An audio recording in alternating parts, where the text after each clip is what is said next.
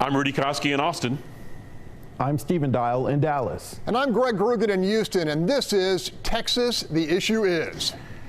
Texas Senator John Cornyn is taking on the big issues with us. We start first with the Biden administration's controversial tuition bailout. I think it's a terrible message. It's bad public policy, and it's unfair to people who've paid their college debt off by working 2 or 3 jobs or just by conscientiously meeting their obligations. If we don't do this, can something be done to lower the cost of education, lower the cost of interest rates? It just doesn't seem fair. It's too high. It's too costly. Yeah, well, that's right. It isn't fair. Right now, the universities have no incentive to control how much money that people get indebted. This is an area that I think is ripe for reform. On the international front, the Biden administration wants to bring Iran back. Why is that such a bad idea? Well, because the Biden administration's got to be the world's worst negotiators. We saw what happened with the Taliban in Afghanistan, and in this instance, we know that Iran will still have a pathway to a nuclear weapon, which is the single worst idea I can think of. The Democrats believe that the Supreme Court has given them the pathway to winning in November with the abortion ruling. Do you agree? The problem with Roe versus Wade is the Supreme Court made a power grab, saying we're not going to let the people decide what the limit should be to abortion, which is admittedly a controversial topic, even within same families. But people are upset. So this is something I think that we're going to have continued conversations about. The legislature is going to have to revisit it now that Roe is no longer with us, and the voters will have a chance to express themselves and find some sort of equilibrium which they can live with. Do you think more exceptions should be available in Texas?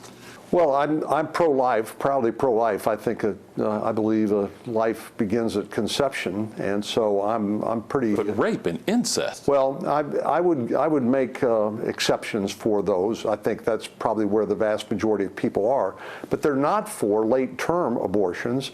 California is outlawing the sale of gasoline vehicles by 2035. Right path? Goofy idea. I just think it's very impractical. It's, I think, frankly, unfair to ask,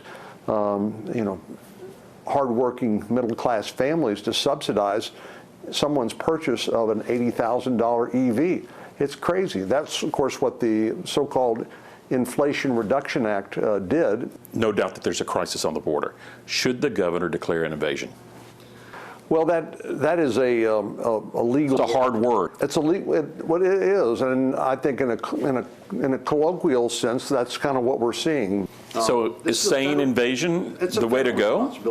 I don't think that solves any problem by calling it that, and it actually creates some uncertainty about who should be in charge of the border. The United States continues to send aid to the Ukrainians in their fight against the Russians.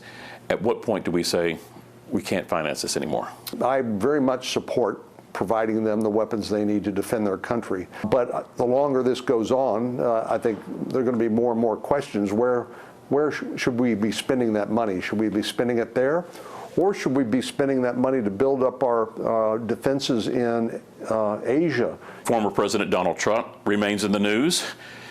As we get closer to the next election cycle, would you like to see him run again or stay on the sidelines? Well, I'm focused on the midterm election in 2022. And frankly, it looks like there's going to be a lot of people who are interested in running. And, the decision to run for president is basically making a decision to put yourself and your family through a meat grinder. I don't think you're a hamburger, but have you thought about going to that meat grinder? Well, there's no. You're going to throw in your hat? There's no. I can answer that unequivocally. I've been married 43 years, and I'm not going to jeopardize that by announcing for president. How do you decompress? I exercise regularly. Do you have anything like you like to do a game of chess, maybe some card games, race driving, skydiving? Kind of a boring guy. No skydiving for sure. Well, President Bush did it. He did.